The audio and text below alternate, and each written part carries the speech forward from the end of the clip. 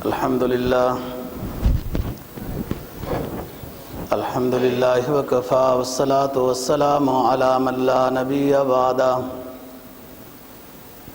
وعلى آله وأصحابه الذين أوفوا عهدا الذين هم خلاصة العرب الأربع وخير الخلائق بعد الأنبياء. أما بعد فأعوذ بالله من الشيطان الرجيم. بسم الله الرحمن الرحيم. إن الذين يؤذون الله ورسوله لعنهم الله في الدنيا والآخرة وأعد لهم عذابا مهينا.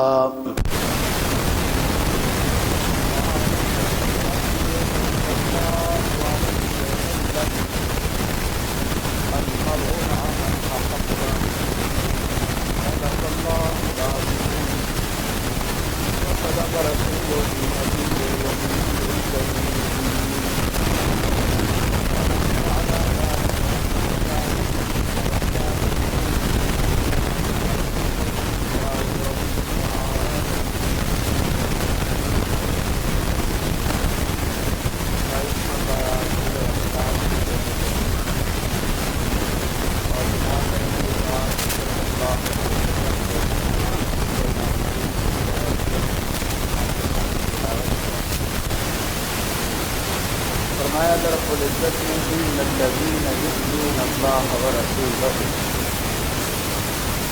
بلا شبہ وہ لوگ جو اللہ اور اللہ کے رسول کو ایذا پہنچاتے ہیں، لعنہم اللہ فی الدنیا والآخرہ، ان کے اوپر دنیا آخرت میں لعنت ہوتی رہتی ہے، وأعد لهم عذابا مہینا، اور اللہ نے ان کے لیے احانت والا عذاب تیار کر کے رکھا ہے۔ جناب نبی پاک صلی اللہ علیہ وسلم کے فرمان کا مفہوم یہ ہے، آپ نے ایک موقع پر یہ جملہ ارشاد فرمایا۔ حضرت انس رضی اللہ تعالیٰ عنہ جو آپ کے خاص خادم تھے، انہوں نے ایک دن رسول پاک صلی اللہ علیہ وسلم سے پوچھا کہ قیامت کب آئے گی؟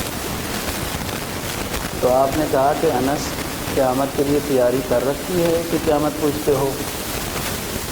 کہا حضور روزے ذکر اذکار اس طرح کی تو کوئی اتنی بڑی تیاری کا دعویٰ نہیں ہے، لیکن ایک چیز سوچتا رہتا ہوں کہ مجھے آپ سے بہت محبت ہے، اس لیے میں گھر بھی نہیں جاتا ہوں، اللہ رسول سے مجھے بہت محبت ہے، یہ ایک نیکی ہے میرے پاس۔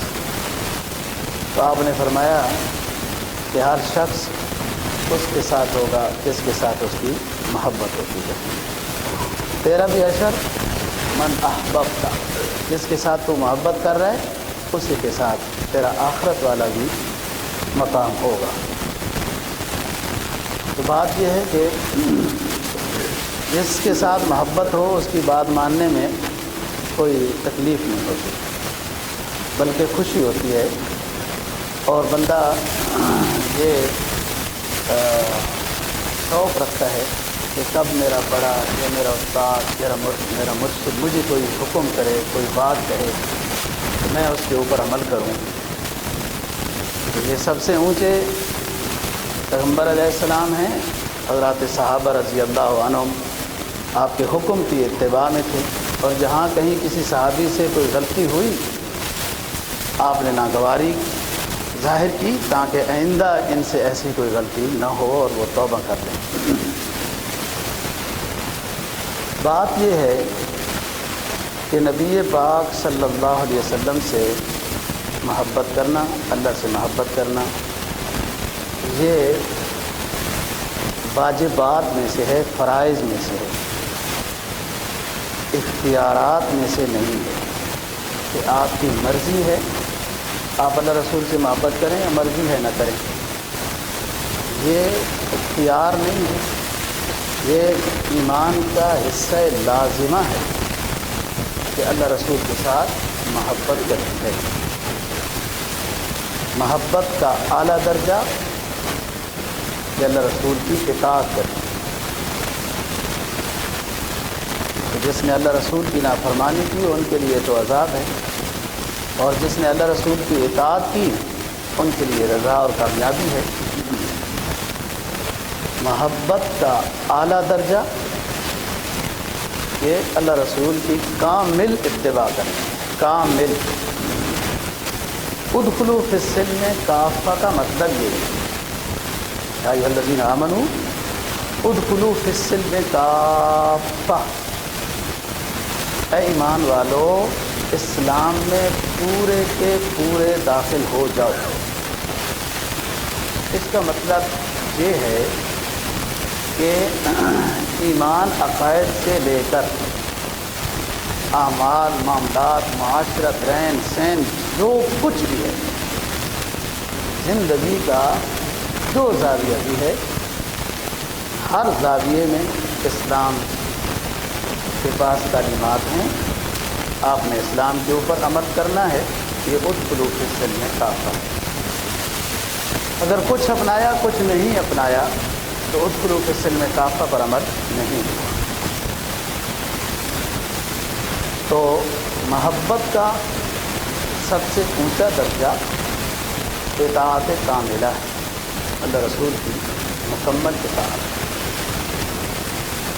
اور ساتھ کہ کبھی بے ادبی نہ ہو، کبھی بے ادبی نہ ہو۔ قرآن مجید میں سورہ حجرات میں فرمایا یا ایھا الذین آمنوا لا تقدموا بین یدی اللہ ورسولہ واتقوا اللہ ان اللہ سمیع۔ اے لوگو ایمان والو، نبی کے سامنے بات کرنے میں بھی پہل نہ کرو۔ نبی جب آپ سے پوچھے ہاں جی کیا بات ہے، آپ نے کوئی بات کرنی ہے، کیوں بیٹھے ہو، پھر آپ بات کرو، اور بات بھی آہستہ لے کے، دیہاتیوں کی طرح، بدوؤں کی طرح شور نہ مچاؤ۔ جیسے بندہ خود بہرا ہوتا ہے نا تو دوسروں کو بھی بہرا سمجھتا ہے اور چیخ چیخ کے بولتا ہے، یہ بولنا بے ادبی ہے۔ حضرات صحابہ کرام رضی اللہ تعالیٰ عنہ اپنے حالات بیان کرتے ہیں کہ رسول پاک صلی اللہ علیہ وسلم کے دنیا سے چلے جانے کے بعد بھی ہم مسجد نبوی اور روضے کے قریب اونچی آواز سے نہیں بولتے، اور ہم میں سے کوئی صحابی بیان کرتا تھا تو بیان میں بھی خیال کرتا تھا کہ بہت چیختا نہیں تھا۔ اس حکم کا لحاظ کہ نبی کے سامنے اونچا نہیں بولنا، یہ آداب میں سے۔ اگلی آیت میں اور واضح کیا یا ایھا الذین آمنوا لا ترفعوا اصواتکم فوق صوت النبی ولا تجہروا له بالقول کجہر بعضکم لبعض ان تحبط اعمالکم وانتم لا تشعرون۔ اونچی آواز نہ کرو، اس طرح آواز نہ کرو جیسے تم اپنے ساتھیوں کو بلاتے ہو، اس طرح نبی کے سامنے اونچی آواز کرو گے ہم تمہارے اعمال ختم کر دیں گے، تمہیں پتہ بھی نہیں چلے گا۔ ان الذین یغضون اصواتهم عند رسول اللہ اولئک الذین امتحن اللہ قلوبهم للتقوی لهم مغفرۃ واجر عظیم۔ فرمایا جن ایمان والوں نے نبی کے سامنے ادب کا لحاظ رکھا، اللہ فرماتا ہے ہم نے ان کا امتحان لیا، ان کے دلوں کو تقوی کے لحاظ سے بہت اونچا پایا، پھر ان کی مغفرت کر دی، ان کو اجر عظیم عطا کیا۔ آداب میں سے کہ کبھی بھی بے ادبی نہ ہو۔ میں کئی دفعہ ایک اسلامی اصول آپ لوگوں کو بتا چکا ہوں کہ کسی اسلامی حکم پر عمل نہ ہو، سنت پر عمل نہ ہو، یہ گناہ ہے، اس کو گناہ سمجھا جائے۔ ایک دن توفیق ہو جائے گی توبہ کی۔ گناہ کو گناہ سمجھنا یہ بھی ایمان کی علامت ہے، لیکن اسلامی کسی حکم کو یہ ہلکا نہ سمجھنا، چھوڑو جی سنتی ہے یوں ہی ہے، یہ جملہ اس حکم کو ہلکا سمجھنا ہے اور حقارت پر دلالت کرتا ہے۔ یہ خطرہ ہے کفر کا۔ اسلام کے کسی حکم پر عمل نہ ہو وہ اپنی کمزوری سمجھے، گناہ سمجھے، یہ ایک گناہ ہے۔ اگر اسلام کے کسی حکم کو وہ حقیر سمجھے، تکاہل، اس کی کوئی ویلیو نہیں ہے، ایسی ہے، یہ کفر ہے۔ ادنا سے ادنا اسلامی حکم پر عمل کرنا فائدے کا سبب ہے، اور ادنا سے ادنا کسی اسلامی حکم کی حقارت کر لینا یہ بہت بڑا گناہ ہے اور خطرہ ہے کفر کا۔ فرمایا اللہ اور رسول کو جو ایذا پہنچاتے ہیں، اللہ کی ایذا کا مطلب کیا ہے کہ اللہ کی رضا کی مرضی، اللہ کی جو مرضی ہے اس کے خلاف لوگ عمل کرتے ہیں تو اللہ ناراض ہوتا ہے، یہی ایذا ہے۔ جیسے بعض حدیث میں آتا ہے کہ لوگ زمانے کو گالیاں دیتے ہیں، اللہ فرماتا ہے وَأَنَا الدَّهْرُ، لوگ زمانے کو گالیاں دیتے ہیں، زمانہ برا آ گیا، زمانہ تمہارے اعمال کے لحاظ سے پھر پھر کے آتا ہے، زمانے کو میں پھرتا ہوں، میں زمانہ ہوں، زمانے کو گالی دینا گویا کہ اللہ کو گالی دینا۔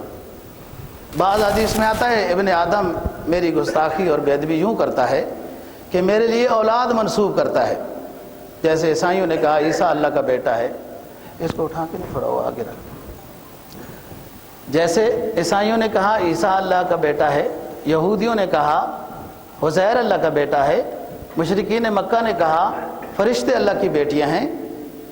یہ سب اللہ کو ناراض کرنا اور دعوت دینا ہے، اور یہ بہت بڑا گناہ کبیرہ ہے کہ نسبت کرنا اولاد کی۔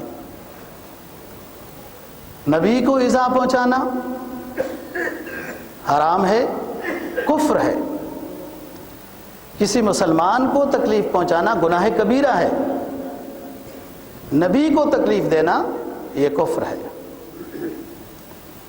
روحانی تکلیف ہو یا جسمانی تکلیف ہو، کوئی نبی کو جسمانی تکلیف دیتا ہے، جیسے حملہ کرنے کا سوچا بہت سو نے، اللہ نے نبی پاک صلی اللہ علیہ وسلم کو محفوظ رکھا، مکہ مکرمہ بھی، مدینہ طیبہ میں بھی۔ یہودیوں نے پروگرام بنایا تھا، مشورہ کرنے کے لے گئے تھے اور دیوار کے ساتھ بٹھا کے اوپر سے ہم پتھر گرائیں گے، جبرائیل علیہ السلام نے آ کے اطلاع دے دی، وہ خود برباد ہو گئے جو نبی کو تکلیف دینے کا سوچ رہے تھے۔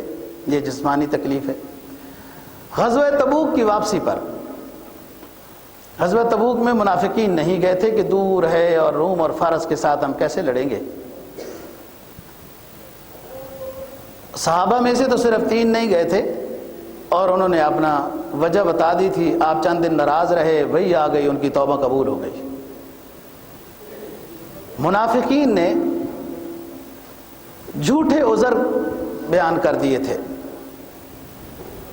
یحلفون باللہ لکم لترضوا عنہم فإن ترضوا عنہم فإن اللہ لا یرضی عنہم۔ اے نبی یہ آپ کے پاس آئیں گے، جھوٹی قسمیں کھا کے آپ کو خوش کرنے کی کوشش کریں گے، ان سے خوش نہیں ہونا، اگر بالفرض آپ راضی بھی ہو گئے تو ہم راضی نہیں ہوں گے۔ یہ غلط لوگ ہیں۔ غزوہ تبوک کی واپسی پر چونکہ منافقین نہیں گئے تھے، انہوں نے پیچھے ایک مسجد بنائی، اور اب تک ہے اس کے اثرات، جس کو قرآن مجید نے 11ویں پارے میں مسجد زرار کہا۔ دھبوڑیوں کا مرکز بنا ہوا ہے اور عجیب سی بھی رونقی ہے۔ انہوں نے مسجد بنائی اور مشورہ یہ کیا کہ غزوہ تبوک سے جب سرکار واپس آئیں گے تو آپ سے درخواست کریں گے کہ مسجد کا آپ افتتاح کر دیں۔ ہم نے مسجد بنائی ہے، پھر اس کے بعد ہم اس میں اپنی نمازیں پڑھا کریں گے۔ آپ صلی اللہ علیہ وسلم کو وحی کے ذریعے سے اللہ نے اطلاع دے دی کہ یہ آپ کو ختم کرنا چاہتے ہیں، مارنا چاہتے ہیں، آپ نے اس مسجد کا افتتاح نہیں کرنا اور نہیں جانا۔ آپ نے اس مسجد کو ختم کرایا، اور غزوہ تبوک کے بعد ہی سن 9 ہجری میں ہوا، نبی پاک صلی اللہ علیہ وسلم کو منافقین کے نام بتا دیے گئے تھے، جو آپ نے صحابی رضی اللہ تعالیٰ عنہ ابو عبیدہ کو بتا دیے تھے کہ یہ نام ہے، لیکن بتانا کسی کو نہیں ہے۔ اور بعد جو سرکش تھے، نبی کے شفقت کا عالم دیکھیں، اور سرکش کا علاج وہ بھی رحمت کا ایک حصہ ہے کہ جمعے کے خطبے کے درمیان ان کو کہا کہ اٹھ جاؤ، تمہاری نماز ہمارے پیچھے نہیں ہوتی۔ وہ منافقین جو زیادہ آگے آگے تکلیف پہنچانے میں رہتے تھے، یہ جسمانی تکلیف ہے کہ مارنا چاہتے تھے، نبی پاک صلی اللہ علیہ وسلم کو روحانی تکلیف دینا، ایسا جملہ کہنا جس سے نبی کو تکلیف ہو، قصداً اس لیے ایسا جملہ کہنا کہ نبی کو تکلیف ہو، یہ کفر ہے، یہ بھی کفر ہے۔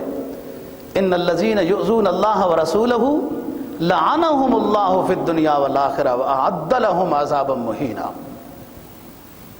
کہ جو اللہ رسول کو ایذا پہنچاتے ہیں ان پر لعنت رہتی ہے دنیا آخرت میں، اور آخرت کے لحاظ سے ان کے لیے اہانت والا عذاب تیار کر کے رکھا ہے۔ بے ادبی سوچنا، نبی کی بے ادبی سوچی ہے، صرف شکوہ لایا ہے، ایمان رخصت ہو جائے گا۔ اور ایمان کا حصہ لازمہ ہے اللہ رسول سے محبت کرنا، اور اول درجہ اس کا یہ ہے اطاعت کاملہ، ادخلوا فی السلم کافہ، اور اس کے ساتھ ساتھ یہ ہے کہ کبھی بے ادبی نہ ہو، بے ادبی سوچی نہ جائے، نہ جسمانی لحاظ سے نہ روحانی۔ عبداللہ بن رواحہ رضی اللہ تعالیٰ عنہ مشہور صحابی ہیں، آپ صلی اللہ علیہ وسلم نے جمعے کے دن صبح صبح ایک قافلے کو کسی علاقے کی طرف جانے کا حکم دیا، جمعے کے دن صبح ساتھی چلے گئے، عبداللہ بن رواحہ رک گئے کہ جمعے کا دن ہے، مسجد نبوی ہے، امام الانبیاء صلی اللہ علیہ وسلم کے پیچھے جمعہ پڑھ کے جائیں گے، میں پہنچ جاؤں گا پیچھے۔ آپ نے جب جمعہ پڑھایا، عبداللہ بن رواحہ کو دیکھا، نماز کے بعد اس کو بلایا کہ عبداللہ میں نے آپ کو کہا تھا کہ صبح صبح آپ نے فلانے قافلے کے ساتھ چلے جانا ہے، آپ کیوں نہیں گئے؟ عرض کیا حضور، میں نے کہا میں پہنچ جاؤں گا، تو جمعہ آپ کے پیچھے پڑھ لیتا ہوں، جمعے کا دن ہے، یہ سعادت حاصل کر لوں۔ آپ نے فرمایا عبداللہ سنو، پورے روئے زمین کی مال و دولت تمہیں عطا کر دی جائے، تم اللہ کے راستے میں صدقہ سارا کر دو، پھر بھی وہ ثواب نہیں مل سکے گا جو صبح میرے حکم کی اتباع میں آپ صبح صبح چلے جاتے۔ حالانکہ وہ رکے بھی ایک نیکی کے لحاظ سے ہیں، نبی کی اطاعت واجب ہے، اور اس سے ایک خطا اجتہادی، اس کی سوچ میں خطا ہوئی کہ چلو جمعہ پڑھ کے چلے جائیں گے، جانے سے انکار نہیں تھا، لیکن کما حق ہو، اطاعت نہیں ہوئی، نافرمانی کا ارادہ نہیں تھا۔ انہیں اگر اس چیز کا اندازہ ہوتا کبھی نہ رکتے۔ نبی پاک صلی اللہ علیہ وسلم کی اطاعت واجب ہے، فرائض میں سے ہے، اس کے بغیر نجات نہیں ہے۔ نبی پاک صلی اللہ علیہ وسلم مسجد نبوی میں تشریف فرما ہے، ساتھیوں کے ساتھ واعظ و نصیحت کی بات ہو رہی ہے کہ ایک دیہاتی آتا ہے، سلام دعا کے بعد بیٹھ جاتا ہے، عرض کرتا ہے اللہ کے رسول دور سے آیا ہوں، لازمی دین کی باتیں مجھے بتا دی جائیں تاکہ میں ان کے اوپر عمل کروں۔ آپ نے ایمان بتایا، نماز بتایا، روزہ بتایا، زکوٰۃ بتائی، حج بتایا، وہ سمجھ گیا، اٹھ کے جانے لگا، سلام کیا اور کہتے واللہ لا ازید ھذا ولا انقص، اللہ کی قسم جو حضرت نے مجھے باتیں بتائیں میں ان میں نہ کمی کروں گا نہ اضافہ کروں گا۔ آپ نے فرمایا اس شخص کی بات کو سنا ہے، یہ جس طرح کہہ رہا ہے اسی طرح اگر یہ رہا تو یہ جنتی ہے۔ لا ازید ھذا، اب رات کی نیند پوری ہو گئی، صبح کی 2 رکعتیں فرض، یہ بندہ کہتا ہے آج 4 فرض پڑھ لیتے ہیں، طبیعت اچھی ہے۔ لا ازید ھذا، اسلام نے جو بات بتا دی اس کے اوپر آپ اپنی طرف سے اضافہ نہیں کر سکتے۔ اضافہ کرنا دلیل اس بات کی ہے کہ اللہ رسول کو تو پتہ ہی نہیں تھا یہ کام تو یوں کرنا تھا جس طرح میں اضافے میں کر رہا ہوں، میں زیادہ آگے پہنچ گیا ہوں۔ اس لیے تو فرمایا نا کہ بدعت اتنا بڑا گناہ ہے، اتنا بڑا گناہ ہے کہ جو بدعتی کے ساتھ صرف تعاون رکھتا ہے تو وہ بھی اسلام کی دیوار کو گرانے میں مدد کر رہا ہے، اس کی حوصلہ شک نہیں کرنی ہے۔ الیوم اکملت لکم دینکم واتممت علیکم نعمتی ورضیت لکم الاسلام دینا، اسلام مکمل ہو چکا ہے۔ کسی اور بڑے سے بڑے پیر کی، عالم کی، مرشد کی، مفکر کی، محدث کی نئی تحقیق اور اس اسلام میں اضافے کی کوئی وہ بات کرے، اس کی ضرورت نہیں ہے۔ اسلام میں نئی چیز دین سمجھ کر، اسلام میں نئی چیز دین سمجھ کر داخل کرنا، اس پر عمل کرنا، اور جو نہیں عمل کر رہے ان کو برا کہنا، یہی بدعت ہوتی ہے۔ اسلام میں وہ چیز ثابت نہیں، اسلام میں ایک نیکی کی چیز داخل کر دی اور پھر اس پر عمل کرنا ضروری کہا، جو نہیں کرتے ان کو برا کہا، یہ بدعت ہے۔ تو کہتا ہے واللہ لا ازید ھذا ولا انقص، نہ میں کمی کروں گا نہ میں اضافہ کروں گا۔ تو آپ نے فرمایا کہ یہ سچ کہہ رہا ہے اگر تو یہ جنتی ہے، اسلام مکمل ہے۔ ابو عبیدہ بن جراح رضی اللہ تعالیٰ عنہ بہت اونچے صحابہ میں سے ہیں، بڑے صاحب کشف و کرامات ہیں، بڑے مارکوں کے ساتھ یہ شریک رہے اور اللہ کی مدد و نصرت ان کے ساتھ رہی ہے، اس لیے تو امین ھذہ الامہ قرار پائے۔ شام کے گورنر یہ لگے، شام کا ایک حصہ جو فتح ہوا تو یہ گورنر لگے۔ لوگ ان کے کردار سے، اعمال سے، نظام سے بہت متاثر ہوئے کہ ان کا اتنا صاف ستھرا نظام ہے۔ صحابہ کی شان یہی تھی نا، قول عمل برابر تھا، قول عمل برابر تھا، اندر باہر ایک تھے، اس لیے کامیاب ہوتے گئے۔ جب بندے کا قول عمل برابر نہ ہو نا تو کچھ دن تو چل سکتا ہے، جب یہ بات واضح ہو جائے گی کہ اس کے باتیں اور ہیں، اس کا کردار اور ہے، پھر کوئی نہیں قبول کرے گا۔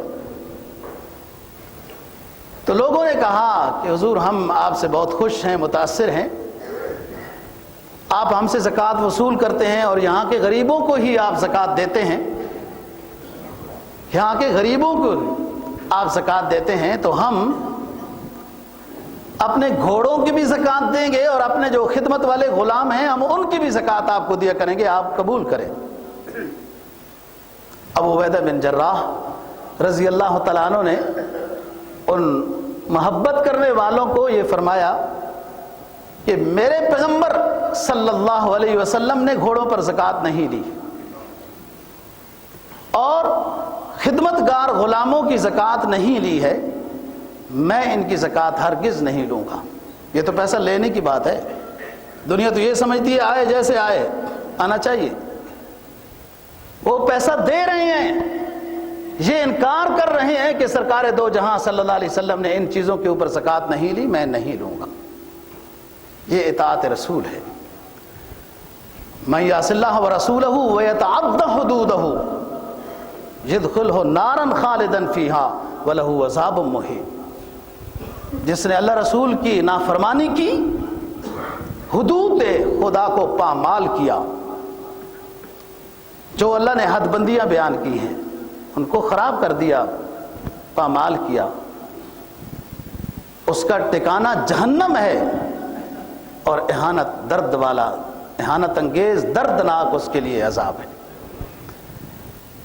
ایمان والے کے لیے ضروری ہے جیسے ایمان لانا اللہ رسول کے اوپر، ایسے ہی اللہ رسول کے ساتھ محبت کرنا، اور محبت میں سب سے پہلی چیز اطاعت کاملہ۔ اللہ رسول نے جو فرما دیا ہمیں اس میں سمجھ آتی ہے بات، حکمت یا نہیں سمجھ میں آتی، ہم ناقص ہیں، ہمیں کیا سمجھ میں آتا ہے؟ حکم کی اتباع ہے، حکم کی اتباع ہے، امر تعبدی۔ میں کئی دفعہ بتا چکا ہوں، اسلام سمجھنے کے لیے وحی کو امام بنانا ہے، پھر سمجھ آئے گا۔ اسلام سمجھنے کے لیے اپنی عقل اور دانش کو اگر امام بنایا تو گمراہ ہو جائے گا۔ گمراہ ہوئے بہت جنہوں نے اپنی فراست کو امام بنایا۔ آسان سی مثال ہے، ایک بندے کی ہوا خارج ہو جاتی ہے، وضو ٹوٹ گیا، اسلام کہتا ہے ہاتھ کونیوں سمیت دھونے ہیں، چہرہ دھونا ہے، مسح کرنا ہے، پاؤں دھونے ہیں، وضو ہو جائے گا۔ ہاتھوں نے کیا کیا؟ منہ نے کیا کیا؟ ہوا تو کہاں سے خارج ہوئی؟ استنجا لازم نہیں ہے۔ اگر اسے یقین ہے کہ استنجے والی جگہ میں کوئی غلاظت نہیں لگی ہوا خارج ہونے سے، خواہ استنجا کرتا ہے، تو فرمایا کہ یہ ہمارے حکم کے خلاف کر رہا ہے۔ استنجا نہیں ہے، ہوا خارج ہو گئی، وضو ٹوٹ گیا، حکم ہوا منہ دھو، ہاتھ دھو، پاؤں دھو، سر کا مسح کرو، آپ باوضو ہو گئے ہیں۔ اب آپ وہی کو امام بنائیں گے، سمجھنے میں کوئی مشکل نہیں ہے۔ اگر عقل و دانش کو امام بنائیں گے تو گمراہ ہو جائیں گے۔ عقل و دانش تو یہ کہے گی ان ہاتھوں نے کیا کیا ہے، وضو جہاں سے ٹوٹا ہے وہاں دھونا چاہیے۔ اسلام نام اس چیز کا ہے کہ حکم کی اتباع ہے۔ مسلمان کا تو لفظ ہی یہی ہے، معنی یہی ہے، کتاب دار، فرما بردار۔ نبی پاک صلی اللہ علیہ وسلم آرام فرما رہے ہیں، دو شخص آتے ہیں خواب میں، ہیں فرشتے، ایک کہتا ہے حضرت سوئے ہوئی ہے، دوسرا کہتا ہے نہیں، پیغمبروں کی جماعت کے دل نہیں سوتے، آنکھیں سوتی ہیں، آپ بیدار ہیں۔ دل اس لیے پیغمبر علیہ السلام اگر سو جائیں باوضو ہو کر تو ان کا وضو نہیں ٹوٹتا۔ یہ اس کی شان ہے نا، جس کو جو مقام عطا کرے۔ آپ رات کو تہجد کی نماز میں بہت لمبی قرات اور لمبے رکوع سجود ہوتے تھے جس سے پنڈلیاں سوج جاتی تھی، پھر اذان بلال دیتے تھے نماز کی تو 2 رکعتیں سنتے پڑھ کے آپ لیٹ جاتے تھے۔ لیٹنے سے خون کا دورانیہ برابر چلتا ہے، تھکاوٹ دور ہو جاتی ہے۔ اگر آپ کی آنکھ بھی لگ جائے تو مسئلہ یہ ہے کہ پیغمبر کی نیند سے پیغمبر کا وضو نہیں ٹوٹتا۔ دنیا نے بعض دفعہ اس خصوصیت کو اپنے لیے بنا لیا ہے، دنیا نے اس خصوصیت کو اپنے لیے بنا لیا ہے۔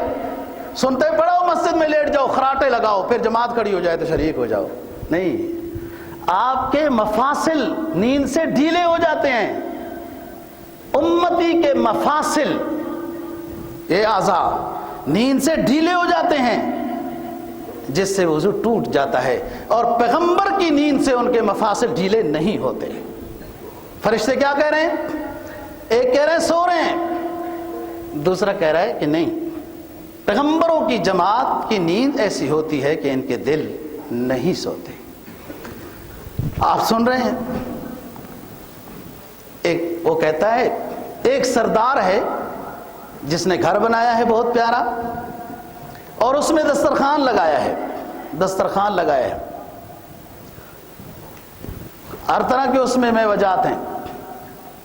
اور ایک اس سردار نے ایک داعی بلایا ہے، ایک بندے کو کہا کہ بلاؤ لوگوں کو، داعی ہے اس سردار کا، بلاؤ لوگوں کو، لوگوں اس مکان میں داخل ہو جاؤ، خیر ملے گی، امن ملے گا، راحت ملے گی، اور نعمتیں بھی ہیں۔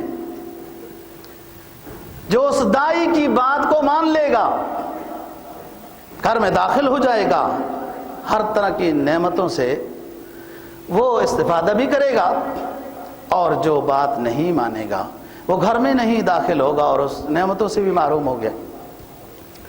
دوسرا فرشتہ کہتا ہے یہ کیا کہہ رہے ہو آپ، یہ کس طرح کی بات کر رہے ہو؟ وہ آپ وجہ بتاتا ہے کہ سردار سے مراد اللہ رب العزت ہے، گھر سے مراد اسلام ہے، دسترخوان سے مراد جنت الفردوس ہے، داعی سے مراد پیغمبر اسلام محمد مصطفیٰ صلی اللہ علیہ وسلم ہے، جس نے ہمارے آخری پیغمبر کی دعوت کو قبول کیا، اطاعت کی، اسلام میں داخل ہو گیا، پھر اسلام ہی اس کا اوڑھنا بچھونا بن گیا، تو بس وہ سب کچھ خیر حاصل کر گیا۔ اور جو نہیں آیا، پیغمبر اسلام صلی اللہ علیہ وسلم کی دعوت کو اس نے قبول نہیں کیا، تو اس میں داخل نہیں ہوا، ضائع ہو گیا، رسوا ہو گیا، دنیا آخرت اس کی برباد ہو گئی، خسرت دنیا والآخرت۔ دنیا سمجھتی ہے نا کہ یہ جناب کافر لوگ بڑے بظاہر کر و فر میں نظر آتے ہیں، حقیقت یہ ہے کہ وہ ویرانے ہیں۔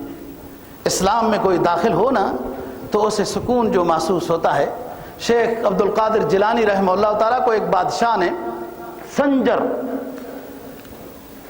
علاقے کے گورنری عطا کی، خادم بھیجا، بادشاہ معتقد ہو گیا۔ شیخ صاحب نے کہا بس ٹھیک ہے، اچھی بات ہے، لیکن ہمیں جو اللہ نے بادشاہی رات کی بیداری میں عطا کی ہے یہ اس کے مقابلے میں کچھ نہیں ہے۔ میں جو رات کو تہجد پڑھتا ہوں، اپنے رب سے ملاقات کرتا ہوں، مناجات کرتا ہوں، وہ اگر اہل دنیا کو اس نعمت کا ذائقہ مل جائے تو سارا کچھ یہ چھوڑ جائیں گے۔ ایمان میں چاشنی ہے، ذائقہ ہے۔ من رضی باللہ ربا وبالاسلام دینا وبمحمد رسولا صلی اللہ علیہ وسلم، جو شخص راضی ہو اس بات پر کہ اللہ میرا رب ہے، اسلام میرا دین و مذہب ہے، محمد صلی اللہ علیہ وسلم میرا رسول ہے، اس کو ذائقہ ایمان کا محسوس ہوگا۔ تو جنہوں نے بے ادبی کی رسوا ہو گئے، بھلے اس زمانے میں یا بعد میں بھی، اور جنہوں نے ادب کیا، ہر طرح آپ کا خیال کیا، نبی کے ادب و احترام میں، محبت میں مصروف رہے، اور بعض دفعہ اگر کسی بات میں پھنس بھی گئے تو ان کو زیارت رسول صلی اللہ علیہ وسلم نصیب ہوئی، اور اس مشکل میں جو پھنسے تھے اللہ کے رسول نے مدد کی، رہبری کی، تو وہ بھی دور ہو گئی۔ مشہور بات ہے، شیخ سعدی رحمہ اللہ تعالیٰ کہتے ہیں میں نے رسول پاک صلی اللہ علیہ وسلم کی شان میں 3 مصرے، ایک قافیے کے تحت 3 مصرے لکھے، لیکن چوتھے مصرے سے رباعی بنتی ہے، اسی وزن سے مجھے چوتھا مصرع نہیں ملتا تھا۔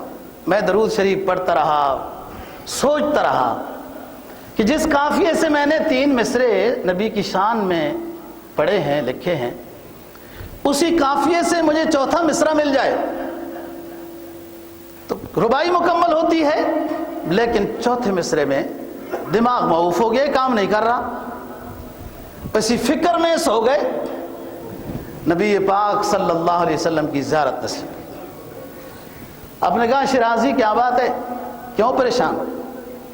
عرض کیا حضور، 3 مصرے آپ کی شان میں ایک قافیے کے تحت لکھے ہیں، اور چوتھا مصرع اس قافیے کے تحت مجھے نہیں بن رہا مجھ سے۔ آپ نے فرمایا شیرازی پڑھو، کون سے مصرے ہیں جو تم نے 3 بیان کیے ہیں، لکھے ہیں؟ اب خواب میں سرکار دو جہاں صلی اللہ علیہ وسلم کو شیخ وہ مصرے سنا رہے ہیں۔ فرمایا بلغ العلا بکمالہ کشف الدجا بجمالہ حسنت جمیع خصالہ۔ شیخ سعدی رحمہ اللہ تعالی نبی پاک صلی اللہ علیہ وسلم کی منقبت میں، محبت و عقیدت میں یہ 3 مصرے خدمت میں عرض کرتے ہیں۔ فرماتے ہیں بلغ العلا بکمالہ،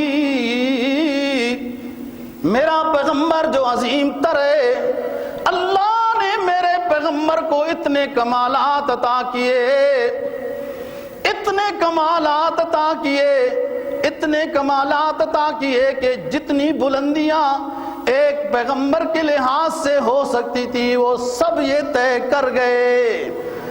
کہتا ہے لا یمکن الثناء کما کان حقہ، یہ بھی شیخ سعدی ہے، فرماتے ہیں لا یمکن الثناء کما کان حقہ بعد از خدا بزرگ توئی۔ قصہ مختصر، اے میرے پیغمبر پیغمبر تیری حمد و ثنا سعدی جیسا ناپاک کیسے پوری کر سکتا ہے؟ مختصراً بات یہ کرتا ہوں اے امام الانبیاء، اے اللہ کے آخری حبیب خاتم النبیین صلی اللہ علیہ وسلم، میں اتنی بات کرنا چاہتا ہوں کہ اللہ کے بعد سب سے اونچا مقام آپ کا ہے۔ چہ وصفت کنت سعدی نا تمام، سعدی جو ختم ہونے والا ہے، فانی ہونے والا ہے، یہ سعدی فانی، تیری خوبیاں اے پیغمبر کیسے بیان کرے؟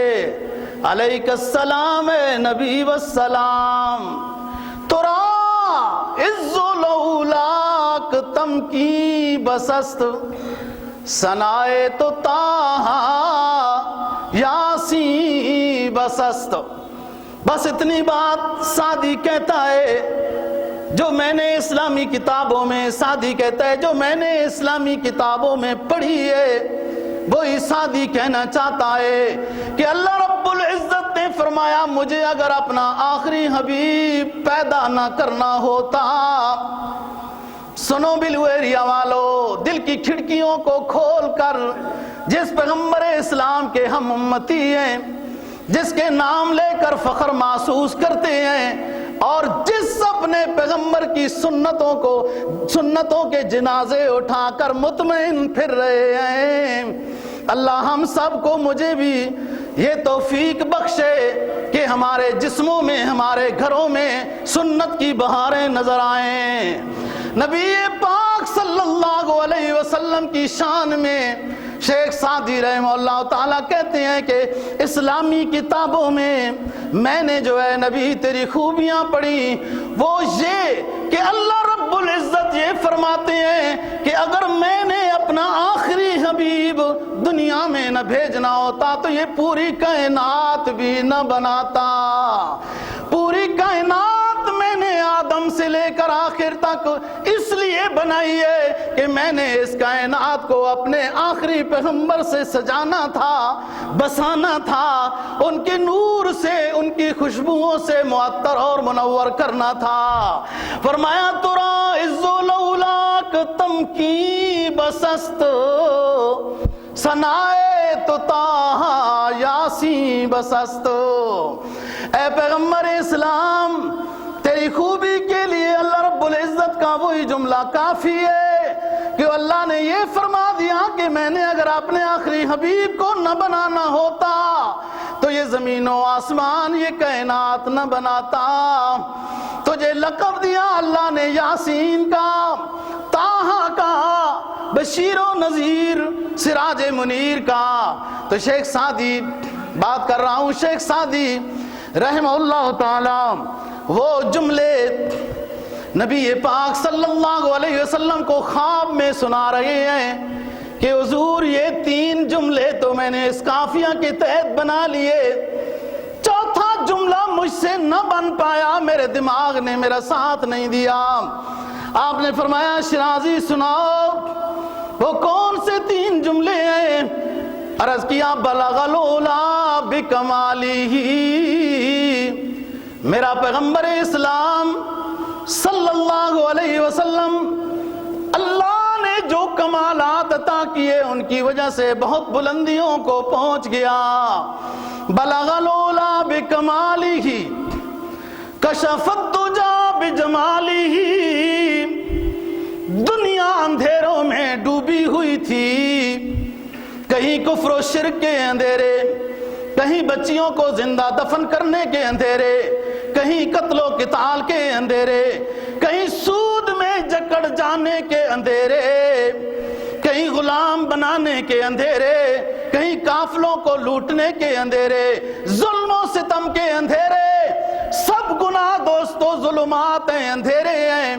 کائنات ساری عقائد کے لحاظ سے، اعمال کے لحاظ سے، معاشرت کے لحاظ سے، رہن سہن تمدن کے لحاظ سے اندھیروں میں، جہالت میں، رسم و رواج میں، اپنے خود ساختہ طریقوں میں ڈوبی ہوئی تھی۔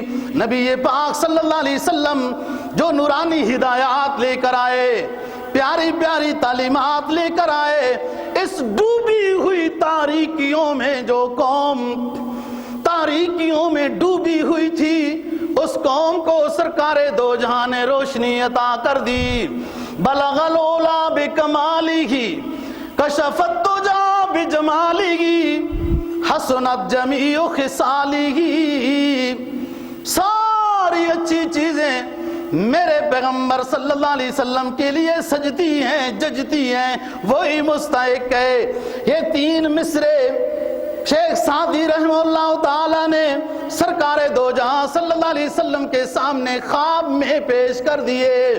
بلغ العلا بکمالہ کشف الدجا بجمالہ حسنت جمیع خصالہ. آپ نے فرمایا او سعدی آگے مسئلہ ہے صلو علیہ وآلہ.